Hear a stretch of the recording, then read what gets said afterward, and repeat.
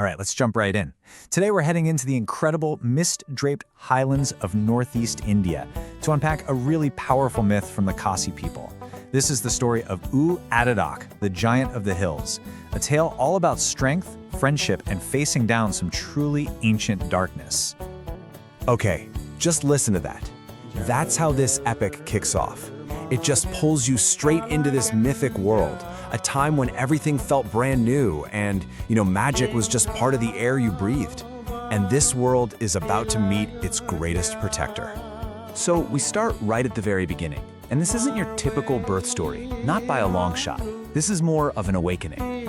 Our hero, this colossal figure, is literally born from the landscape itself, stirred to life from the crimson soil and the crack of thunder. And get this, U Adok's appearance is just extraordinary. He isn't just in the landscape, he is the landscape. His skin is the earth, his eyes hold the power of storms. He's a living, breathing piece of the very world he's meant to protect, which really hammers home a core value in Khasi folklore, that deep, unbreakable bond between people and nature. But even a giant born from a mountain shouldn't have to go it alone.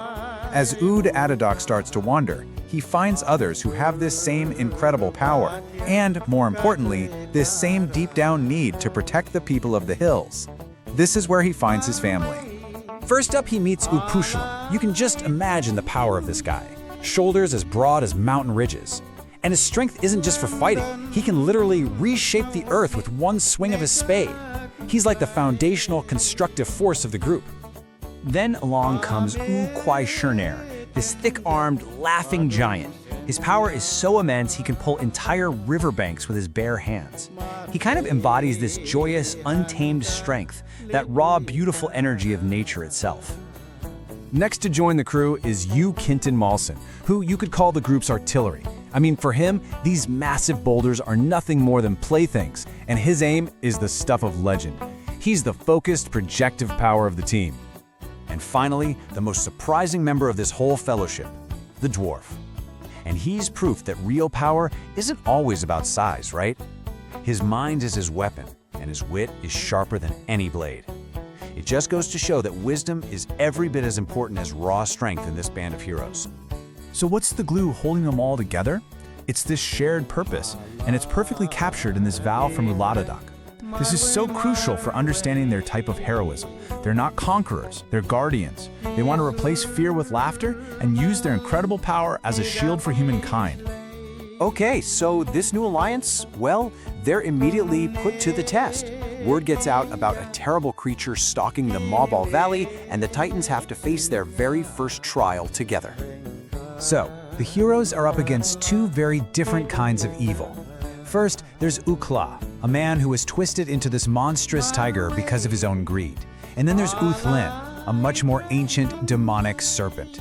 First things first, they've got to deal with the cursed tiger, Ukla. Now this isn't just a big, clumsy brawl.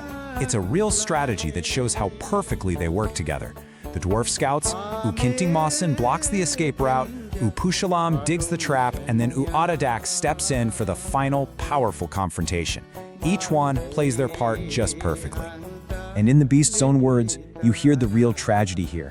This isn't just some mindless monster. It was a man once. But now he's totally enslaved by this insatiable, cursed hunger that's completely wiped out who he used to be. So by defeating the man-tiger, the giants do more than just save a valley. They teach this really crucial lesson that echoes through the whole epic. That raw power, like the tiger had, becomes a destructive force on its own. True strength is power that's guided by mercy and kindness. But just as one evil is put to rest, a far older and far greater one rises. From the deepest caves comes Orthlen, a primeval serpent demon that drinks human blood and withers the very land it crawls on. The ultimate battle is about to kick off. So how do you take down a monster this huge? Brute force alone isn't going to cut it. They need a plan, one that's both smart and unbelievably courageous. And it all comes down to these 3 steps. Lure the beast in, prepare the perfect weapon, and then deliver one single decisive strike. And this is so cool. This epic battle actually leaves a permanent mark on the world. The river where the serpent was finally killed is named for that very event. It grounds this mythic story in real-world geography. The legend is literally written into the land itself. So, with the cursed tiger and the ancient serpent both gone, the land is finally safe. The people are free from fear, and so the giant's time among mortals comes to this quiet, dignified end. Adadak's farewell. It isn't about being remembered by name or having statues built. It's this beautiful promise that their spirit of protection will last forever, carried not in monuments, but in the whisper of the wind itself, a constant, unseen guardian. And as they go, they don't just leave, they return to the very elements they came from. They sort of dissolve back into the mist and the clouds and the sky, becoming a permanent part of the world they fought so hard to save. And that's what we're left with, this final, powerful thought. It's a question that makes sure the myth never really ends. It suggests that every single time a storm rolls across those mountains, it might just be the echo of a giant's footsteps still watching over the hills.